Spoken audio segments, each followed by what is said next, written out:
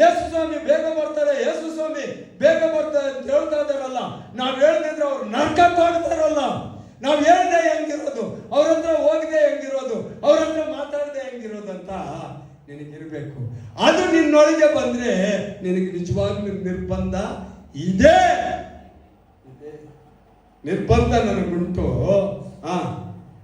ನೋಡ್ರಿ, ಮತ್ತೆ ಹೇಳ್ತಾನೆ, ಸಾರದಿದ್ದರೆ ನನ್ನ ಗತಿಯನ್ನು ಏನು ಹೇಳಲಿ ಅಂತಂದ್ರೆ ಏನಾಗುತ್ತೆ ಆತನಿಗೆ. ಸಾರದಿದ್ದರೆ ನನ್ನ ಗತಿ ಏನು ಹೇಳಲಿ. ನೋಡ್ರಿ, ಹೇಳ್ರಿ ನೋಡೋಣ, ಮಾತಾಡಿ ನೋಡೋಣ. ನೀವು ಮಾತಾಡಬೇಕು. ತುಂಬಾ ವಿಶೇಷವಾದದ್ದು ಪ್ರಿಯ ದೇವರ ಮಕ್ಕಳ ಸುವಾರ್ತೆ ಸಾರ. ಇಡೀ ಪ್ರಪಂಚ ಬರೀ ಅದರಲ್ಲೇ ಇದೆ. ಸುವಾರ್ತೆ ಸಾರದ್ರೇ ಎಲ್ಲ ಬದುಕಿ ಪರಲೋಕಕ್ಕೆ ಬರ್ತಾರೆ.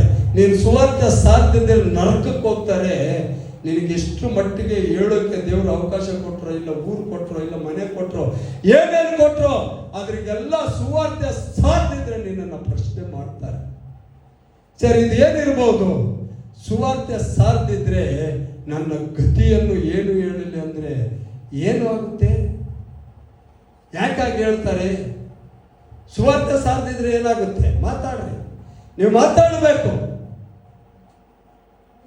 ಆತನ ಕೈಯಲ್ಲಿ ಬಾಧೆ ಆಗುತ್ತೆ, ನೋವಾಗುತ್ತೆ, ವೇದನೆ ಆಗುತ್ತೆ, ದುಃಖ ಆಗುತ್ತೆ, ಊಟ ಮಾಡಕ್ಕಾಗಲ್ಲ, ನಿದ್ರೆ ಮಾಡಕ್ಕಾಗಲ್ಲ, ಸಮಾಧಾನ ಇರಲ್ಲ ಆತನಿಗೆ. Amen, hallelujah. ಸುವಾರ್ತೆ ಸಾರಿದ್ರೆ ಅವತ್ತು ಸಂತೋಷವಾಗಿರ್ತಾನೆ. ಸುವಾರ್ತೆ ಸಾರಿದ್ರೆ ಸಂತೋಷವಾಗಿ ನಿದ್ದೆ ಮಾಡ್ತಾನೆ. ಸುವಾರ್ತೆ ಸಾರಿದ್ರೆ ಚೆನ್ನಾಗಿ ಊಟ ಮಾಡ್ತಾನೆ. ಸುವಾರ್ತೆ ಸಾರಿದ್ರೆ ಆನಂದವಾಗಿರ್ತಾನೆ. ಸುವಾರ್ತೆ ಸಾರದಿದ್ರೆ ಎಲ್ಲರೂ ಬೇಡಬೇಕಿದ್ರು, ನನ್ನ ಗತಿ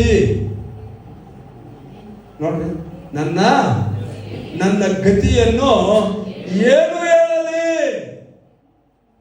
ಆಮೇಲೆ ಅಷ್ಟಕ್ಕೆ ಅದನ್ನ ವಾಕ್ಯ ನಾನು ಜ್ಞಾಪಕ ಬಂದು ಹೇಳ್ತಾ ಇದ್ದೀನಿ. ಗತಿ ಏನು ಹೇಳಲಿ.